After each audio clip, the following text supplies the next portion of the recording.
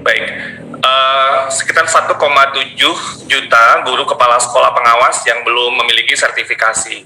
Sekitar 2% pengawas belum memiliki sertifikasi pengawas, 38,7% kepala sekolah PNS maupun non-PNS belum memiliki sertifikasi kepala sekolah, dan sekitar 59,2% guru baik PNS maupun non-PNS yang belum memiliki sertifikasi guru.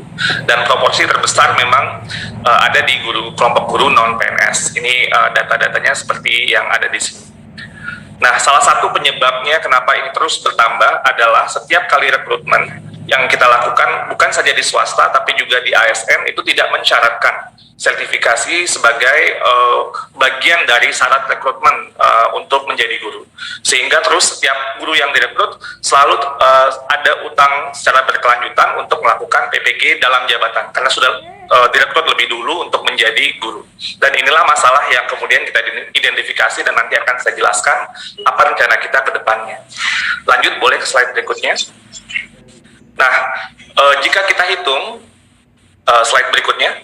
Nah, jika kita hitung total kebutuhan bagaimana kita menyelesaikan sertifikasi guru untuk guru yang saat ini sudah mengajar, itu dibutuhkan kebutuhannya sekitar kalau dihitung asumsi kapasitas 100.000 per tahun, penyelesaian sertifikasi guru ini memerlukan setidaknya 20 tahun. Ini angka yang luar biasa dan anggaran sebesar 10,2 T. Artinya secara kapasitas perguruan tinggi kita betul-betul tersedot secara resource, secara tenaga dan waktu untuk bagaimana untuk menyelesaikan PPG atau sertifikasi dalam jabatan ini.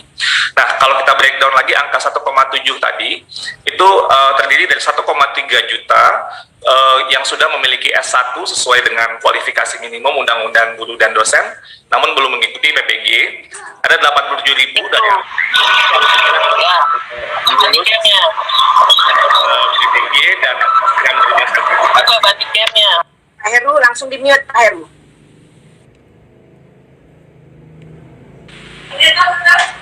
Dan ada 262.000 guru yang belum memiliki S1 yang melakukan pembelajaran lampau atau RPL yang kemudian dapat disetarakan dengan S1 dan kemudian mengikuti PPG. Nah, di luar angka 1, juta guru ini, kita memiliki kebutuhan guru sekitar 267.000 guru baru yang akan direkrut mulai tahun ini dan akan memenuhi kebutuhan guru yang nantinya juga akan memerlukan PPG dalam jabatan. Nah, ada beberapa upaya penyelesaian yang akan kita lakukan atau kita upayakan. Pertama adalah penambahan anggaran untuk PPG dalam jabatan. Tentunya ini memerlukan anggaran untuk bisa menyelesaikan ini. Yang kedua, bukan saja anggaran, harus ada kapasitas. Artinya angka 100.000 itu merupakan angka yang sangat luar biasa sebenarnya. Kalau kita juga ingin menjaga bukan saja terselenggara, tapi terselenggara dengan kualitas yang baik. Nah, ini memerlukan ekspansi kapasitas penyelenggara PPG untuk bisa melakukannya. Seperti yang Bu Ketua tadi tekankan, harus merupakan profesional sesuai dengan Undang-Undang 14 tahun 2005 tentang guru dan dosen. Nah, yang ketiga ini adalah hal yang mungkin yang akan saya jelaskan lebih elaborasi, lebih lanjut. Artinya, kita memerlukan sebuah skema bahwa untuk kedepannya tidak ada lagi setiap tahun penambahan jumlah guru yang harus dilakukan PPG dalam jabatan secara berkelanjutan. Jadi ini harus di-stop. Caranya itu adalah kita mengusulkan sebuah skema baru yang ini sedang kita bicarakan dengan lintas kementerian dan lembaga, yaitu PPG Prajabatan model baru. Yang ini akan saya jelaskan di slide berikutnya. Boleh lanjut ke slide berikutnya. Nah, saat ini skema PPG Prajabatan itu dilakukan atau idealnya itu dilakukan sebelum rekrutmen dilakukan. Kedepannya melakukan sebuah perubahan atau hacknya itu adalah PPG ini dilakukan sesudah rekrutmen, jadi bukan sebelum rekrutmen. Kenapa demikian? Pertama, kalau PPG dilakukan sebelum rekrutmen ini, banyak sekali kasus di mana yang sudah di PPG-kan itu belum tentu terserap untuk menjadi guru. Jadi artinya mereka pun sudah kita capek-capek mem-PPG-kan, tapi belum tentu mereka terserap ke dalam profesi guru. Sehingga ini tentunya selalu menjadi pertanyaan dari Kementerian Keuangan, apa jaminannya kalau misalnya mereka dibiayai dan kemudian mereka itu menjadi guru. Nah, lalu yang kedua, ketika mereka sudah dalam skema dengan pemerintah daerah, belum tentu pula mereka itu dipastikan untuk menjadi guru. Jadi kadang-kadang terjadi pergantian dari pemerintah daerah sehingga kemudian kesepakatan sebelumnya itu kemudian menjadi tidak lagi menjadi sebuah hal yang disepakati, dan sehingga tadinya guru itu langsung terserap jadinya tidak terserap. Nah, sehingga kita mencoba untuk menawarkan sebuah model baru, yaitu PPG sesudah proses rekrutmen. Nah, ini akan dimulai dengan pertama perencanaan. Perencanaan dilakukan oleh pemerintah daerah, tentunya berkoordinasi dengan pemerintah pusat untuk melakukan clean datanya. Datanya itu betul-betul sesuai dengan kebutuhannya, untuk juga sebelum melakukan cleaning data ini, pembersihan data ini, dilihat apakah gurunya itu tidak menumpuk. Kadang-kadang kekurangan guru itu bukan terjadi karena gurunya secara jumlahnya kurang, tapi karena distribusi tidak merata. Ada guru yang menumpuk di daerah perkotaan, tapi kurang di daerah yang desa atau daerah tertinggal. Sehingga ini merupakan kewenangan dari daerah untuk melakukan redistribusi, dan kemudian kita hitung berapa kebutuhan yang betul-betul diperlukan. Nah, kedepannya ini akan lebih mudah karena guru yang pensiun itu selalu membuat sebuah slot untuk guru yang baru. Jadi misalnya sebuah daerah ada 1.000 guru yang pensiun, berarti itu ada slot 1.000 guru yang baru. Artinya anggaran untuk gaji guru tersebut, kalau kita lihat kalau guru yang pensiun, tentunya plafon gajinya lebih di atas, dan guru yang baru plafon gaji tentu lebih rendah. Artinya dengan adanya guru yang pensiun selalu tersedia plafon untuk guru yang baru. Nah, inilah yang akan kita lakukan dengan daerah, pencocokan data dan sebagainya. Lalu kemudian dilakukan pengajuan formasi, di mana pemerintah daerah berkoordinasi dengan pemerintah pusat, Kemendikbudristek, Kemenkeu, Kemenak, dan Kemenpan RB untuk mengajukan formasi kebutuhannya. Setelah disetujui formasi oleh Pan RB, lalu dilakukanlah seleksi. Dan seleksi ini dilakukan oleh Panselnas, dan kita mengusulkan nantinya standar ujian untuk ASN khusus guru itu sesuai dengan standar seleksi untuk PPG prajabatan atau peserta PPG prajabatan, sehingga kemudian itu menjadi standar yang tersendiri, karena kita ingin guru itu bukan saja secara kognitif dia bagus, tapi memiliki values, orientasi yang nilai untuk betul-betul ingin menjadi guru. Nah, ini yang mungkin kalau dalam istilah di orang pendidikan panggilan jiwanya gitu ya, dan ini yang ingin kita menjadi bagian dari tes untuk seleksi ASN guru ini.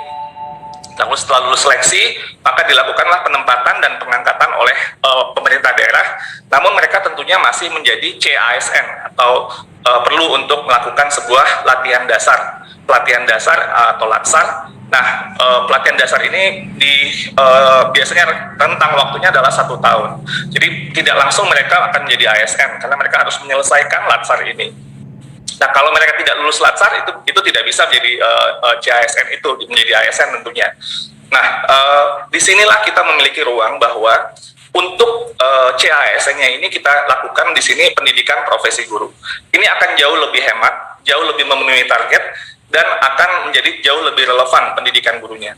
Jauh lebih hemat, kenapa? Karena kita melakukan PPG sesuai dengan kebutuhan di mana guru yang sudah diidentifikasi, direncanakan, dan kemudian ditempatkan di daerah, di sekolah, sehingga kemudian PPG-nya menjadi jauh lebih relevan dan tidak istilahnya itu hanya memprediksi berapa nanti kebutuhan, tapi ini sudah langsung angkanya sudah kita kunci dari awal, sehingga kita jumlah PPG sesuai dengan jumlah kebutuhan yang diperlukan. Lalu yang kedua, PPG-nya pun langsung si mahasiswanya itu tahu dia akan ditempatkan di mana, dia akan ditempatkan di daerah mana. Jadi orientasi dia sebagai seorang guru itu semakin menguat dan semakin siap ketika nanti akhirnya dia lolos untuk menjadi guru setelah lulus dari PPG. Inilah yang kita namakan PPG berbasis sekolah yang ada di daerah, yang dilakukan berdasarkan kebutuhan guru, dan lulusan dari PPG itu langsung bekerja. Jadi dengan kata lain ini juga seperti kayak semi ikatan dinas ya, quote and quote,